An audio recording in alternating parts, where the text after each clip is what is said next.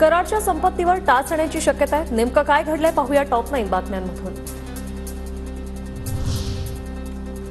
बीड हत्या प्रकरणासह मकोका गुन्ह्यातील आरोपींची संपत्ती गोठवण्यासाठी एसआयटीचा अर्ज, आरोपी वाल्मिक कराडचाही अर्जात उल्लेख।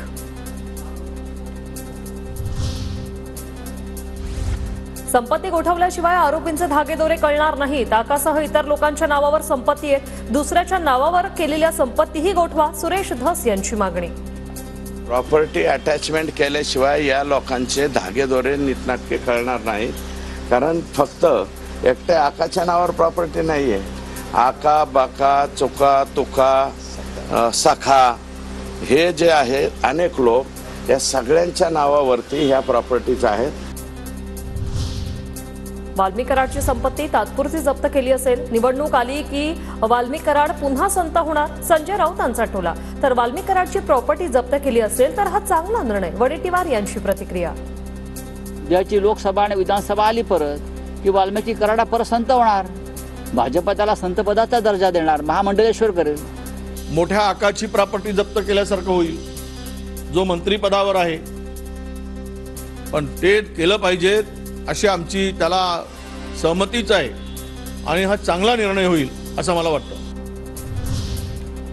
आरोपी वाल्मिक कराडचे सगळे रिपोर्ट्स ताबडतोब सार्वजनिक करा, सामाजिक कार्यकर्ता अंजली दमानी यांची मागणी। कराडवर सध्या रुग्णालयात उपचार सुरू।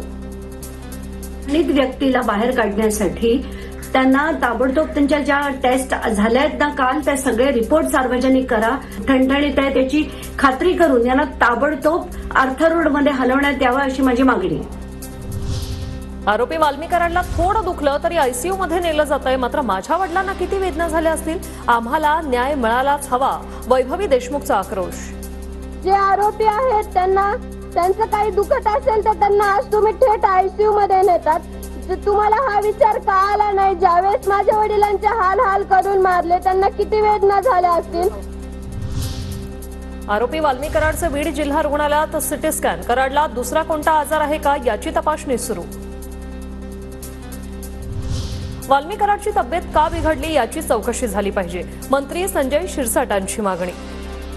आता यांची तब्येत का बिघडली याचं खऱ्या अर्थानं आपण डॉक्टर नसलो तरी माझी शंका आहे की याची चौकशी झाली पाहिजे। धस आणि जरांगेंमध्ये समाजाचा नेता कोण यासाठी स्पर्धा। जरांगे स्टंटबाज, त्यांचं आंदोलन असंवैधानिक, गुणरत्न सदावर्तेंची टीका। जो जरंग्याचा स्टंट आहे ते सुरेश धस आणि जरंगे समाजासाठी नेता कोण हे दर्शवणारं आंदोलन आहे। मराठा समाजातील नेता कोण हे दाखवण्यासाठी सुरेश धस आणि जरांगेंमध्ये स्पर्धा, गुणरत्न सदावर्तेंची टीका। तर मी टॉम अँड जेरी पाहायचं सोडून दिले म्हणत धसांचा सदावर्तेंना टोला। मी आतापर्यंत 2 वेळा सांगितलंय की टॉम